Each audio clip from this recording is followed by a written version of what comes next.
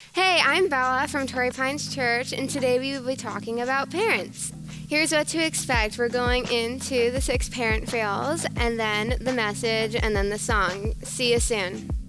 Have you ever noticed that us kids always get exposed, but our parents never get exposed? Well, today, we're actually talking about 6 parent fails. Hi, my name is Jake, and here we go. All right, so what's a parent fail that we've seen on the internet recently? The first one is this. I was spitting sunflower seeds out of the window on the way home, but I guess they found their way back in the car. So, at least it wasn't saliva.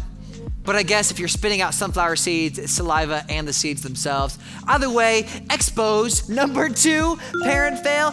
I guess the calculations were a little incorrect. The best thing about being young is that, your dad's gonna protect you.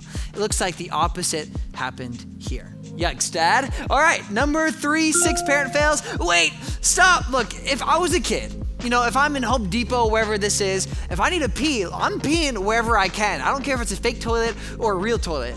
I just regret for the person who actually bought that toilet to see urine in it. Yikes. Number 4 is teacher asks children to write down what their mom does best. And their kid says, my mom likes to sit on the couch and text people. Like, imagine being that kid when you grow up and you're like, what's the best memory of your mom?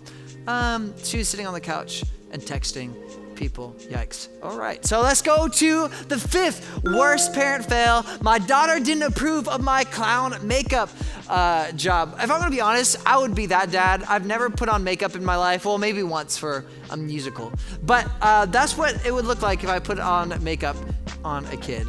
Hashtag every guy out there. All right, number 6, parent fail. And the last one, I mixed up pajama day and picture day. My son was not pleased. That face is like a face that belongs to like a 30-year-old. I'm very impressed that he actually found a way to curate a face that made sure that he knew that every parent or his parent totally failed him for picture day.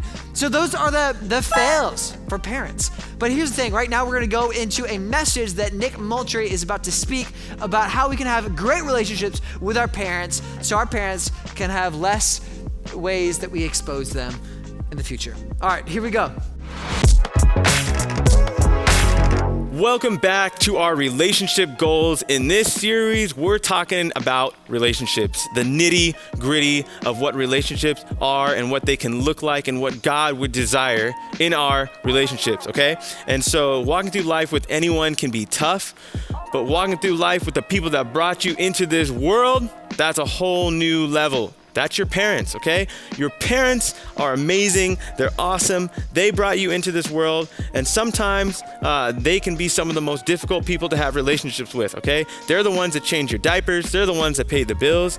And they're the ones that probably remind you of that every single day, right? I pay for the bills. I change your diaper. Yeah, you're like, parents, okay, cool. I'm a teenager now. You don't change my diaper anymore. They do still pay for your bills. But some of you don't know this about me. I've actually lived in the hood for 3.5 years, all right? The parenthood, yo. The parenthood. This is the most gnarly hood you could live in. Ask anybody that's a parent. It is the hood. And you know what? I've got a 3-year-old. He is a triple OG, okay? He runs the house at the Moultrie compound, okay? My son is amazing though. I love him with everything, and we absolutely disagree on things, okay? That's just the nature of having a 3-year-old, let alone being a parent of a kid, is we disagree on things, but we still figure it out. All right, and that's just the art of parenting and being in a relationship with your mom and dad. Is there's good moments and there's tough moments. But it's no secret though, parenting and having a relationship with your parents can be difficult, okay? One day, like, you may be awesome and you're getting along and you went to Disneyland or you went to the grocery store and got the, little dessert that you wanted or whatever. And some days with your parents, it can be the most difficult thing. At the end of the day, you're like, see this box of cereal? I'm gonna throw this at your head. I don't care if Cheerios get all over the ground, okay? This box is going into your head. And you're like, you'll be grounded from your phone for a month if you do that. And you're like, I'm willing to think about that. And then you don't do it because you need your phone because you're a teenager. But here's the thing.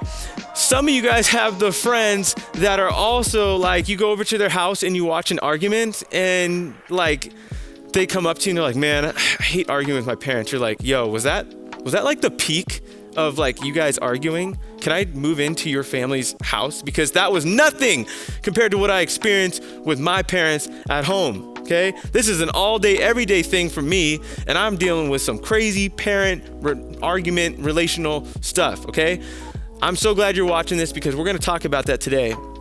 And my hope is that your heart towards your parents, towards God would change, that you would learn and understand that through obedience and honor, we can have such a great relationship with our parents and most importantly, with God, okay? So, what are we supposed to do with all of this? Well, the good news is that parent and relationships and the struggle has been around for a very, very long time, okay? Because it talks about it in the Bible, and the Bible was written a very long time ago, okay? It says in Ephesians 6, it says this, children, obey your parents in the Lord, for this is right. Honor your father and mother. This is the first commandment with a promise, that it may go well with you and that you may live long in the land, okay? I'm saying this is an old verse because this thing was written about 2,000 years ago, this verse, and it was referencing the Old Testament that was written 4,000 years ago, okay? So long story short is that parents and children relationship stuff, honor and obedience, all of those things has been around for a very long time, okay? And we see that kids and parents can get along through honor and obedience, okay? There's two things from this verse that I want us to look at, okay? Let's dive into this, okay? Two distinct things here. The first thing is obedience. Say it with me. Obedience. Okay, good. I heard you. Okay? This is the primary goal for children who are still under their parents' authority. Okay, I know it says for children, it says it's for children. Okay, some of you are like, yeah, children, I'm a teenager, so this changes things. All right, no, children in the context of this is talking about people who live under the authority inside their house. Okay, children, quote unquote, living under parents' rules under your house. So child, please. All right, child, please. This is for anyone who lives under their house, okay? What most parents say is, as long as you live under my roof, you live underneath my rules, okay? And you're like, don't ever say that again. But that's kind of like what a lot of parents say is, if you live under my house, you live under my rules, okay? That's what my parents said, and I didn't argue with it because I just didn't want to get, sometimes you pick your battles. That was one I didn't want to pick because I knew I'd lose, okay? So until I married and moved out, I just chose to obey that. I chose to obey what my parents' desires were and live under their rules, do the things that they ask, and obey them, okay? Regardless of how I felt during the rules, I would obey them. And if I didn't, I would admit that I was wrong. It might take a few days. Some of you guys, it might take a few days to admit that you're wrong when your parents are trying to explain something to you, but you admit that you're wrong, okay? The obligation is to obey their rules under their house until you move out. This is the obedience that we believe God would desire, okay? Under your parents' house, just live and obey what they would want, okay? It's tough, but it's doable and it's honorable to God. Speaking of honor, the second command is to honor our parents, okay? And we don't believe that this necessarily applies to only children, okay? I believe this as an adult. I want to honor my parents, okay? To honor means to acknowledge the value that they have and act accordingly. I choose to obey and honor my parents, but being in my 30s now, I still choose to honor and obey my parents, okay? That's just what I do, and I do it out of respect for them, and I'll show them respect, and I believe that honoring our parents should be a primary goal for all of us, okay? Whether we are grown out of the home or not, okay? But I want you guys, this is something I really want a lot of you to catch watching this, because we all come from different backgrounds, okay? Some of us have great parents. Some of us have tougher stories of parenting in our life. You name it. We're all different and all have different stories, and that's why grace in the gospel of Jesus is so amazing, and it's particular to each one of us, okay? Okay, your position with your parents, it's one of honor and obedience, but here's the question a big question that I know some of you are thinking is this: what if my parents are not worthy of honor? Or what if my parents aren't honorable? Like they haven't earned my respect. Okay, this is a reality for a lot of you that are probably watching right now, that maybe your parents have made some very bad choices that have been dangerous for you, or they've just left you just high and dry and ready to fall into a state of anxiety or whatever. That's the case for some people. And we get that. And so when you say obey and honor my parents, like what do you mean by that? Because my parents have done things that are definitely, I don't want to obey what they're asking me to do, and it's definitely not honorable to do what they're already doing, okay? So how do we navigate that, okay? We can't ultimately control how our parents live, how they choose to do their life. You know, most of our parents tend to be honorable people, but we understand that some may not be. And that might be out of our control, but that's not out of the control of how you choose to live your life. If your parents are doing things that are not honorable, not worthy of obedience, okay, look to God. Obey and honor God, all right? That's really what this is about, is that in relationships with our parents, what's going to help that is always choosing to obey and honor God and live humbly before God's rule and reign over your life, because He is our Heavenly Father, all right? And if we honor and obey Him, it's really going to help with the other things in our life. Relationships, meaning friends, family, parents, all of those other things, okay? God's command is to obey and honor your parents, whether or not it's in your control. It may not always be easy, but it's doable. And it's the call for each of our lives. Now, here's something we want you to know, though, okay? This is a side note. If you're living in a household that's dangerous or abusive, or you feel unsafe, the honorable thing to do is to let someone know about that situation. And there's ways for you to, we don't want you to be harmed. Like that's something that we take very seriously, being youth ministers, working with high school, middle school, next generation people, is that we want you to mentally and physically and emotionally be protected. All right. So if you're dealing with something like that, you can email students at eastlake.church and you can find out and be prayed for, and we can help you out with your family situation. Okay.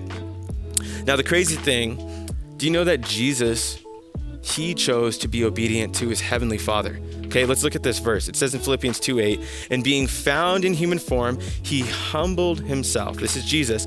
Being found in human form, He humbled Himself by becoming obedient to the point of death, even on a cross. So here's the thing. Jesus realized that for a season He existed to be obedient to God's plan, His Heavenly Father. Jesus, God Himself, He was God Himself, but He humbled Himself and said, listen, for this season I will be obedient to the Father, even to the point of death. All right? And without that obedience, without Jesus choosing to honor His Heavenly Father, there would be no way for us to experience salvation, experience the joy of what it means to be in this community of Jesus followers and people like that, bringing hope and light and the gospel to this world. Jesus choosing to be obedient, the fruit of obedience, is something that we can all have. And it starts with you, it starts with me, being obedient and honorable to God and the people that we have in our relationships, particularly today, our parents, okay? So this is what I want you to walk away with, okay? Walk away with this today. Obey and honor God always. That's our goal. Obey and honor God always. Every time you choose to obey and honor God, your parents and the people you look up to, it's planting a seed of favor for you and your situation. Look at it as like that. It's like a savings account. I'm going to honor my friends, my family. I'm going to obey what they ask and what they wish. And by doing that, that's like storing up into your savings account. It's like adding favor for the future down the road. Obedience and honor will do that for your life. All right? Honor your parents with your obedience, even if at times they are not honorable. In doing so, you'll experience more of what Jesus has for your life. We're going to jump into worship right now, and I want you just to reflect on what it means to obey and honor God always.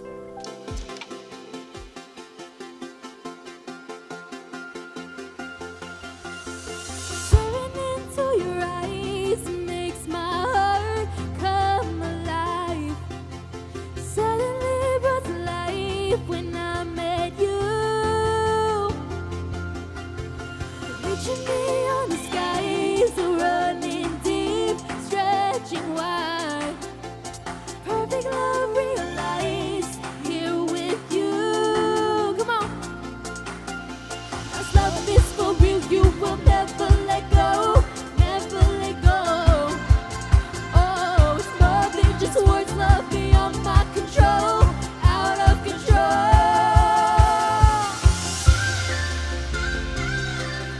This is real love. This is real love.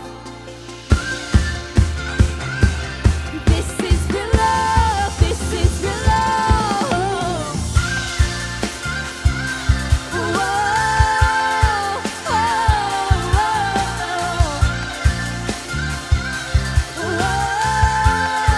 oh. You're pulling me closer and closer, holding my heart to the very end. Jesus, I found in your freedom. This is real love. This is real love. Your love, I am found. I want you. I want you. You won't let me down. You got me. You got me. Now love is for real. You will never let go. Never let go. Oh, it's more than just words. Love beyond my control. Out of control. You're pulling me closer and closer, holding my heart till the very end. Jesus, I found in your freedom. This is real love. This is real love. Whoa,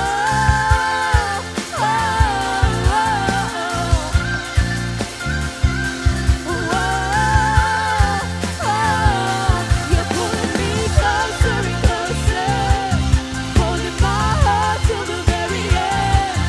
Jesus, I found in your freedom.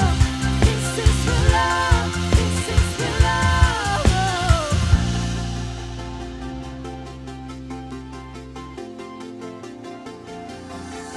Staring into your eyes makes my heart come alive. Suddenly brought to life when I met you. 1, 2, 3, go! This is real love. This is real love. This is real love. This is real love.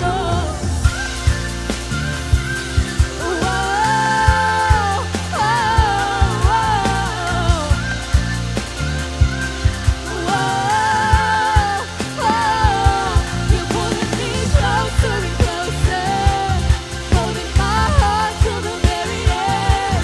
Jesus, I found in your freedom. This is real love. This is real love. This is real love. What a great song. If you want to join a group, text this number below and see you next time.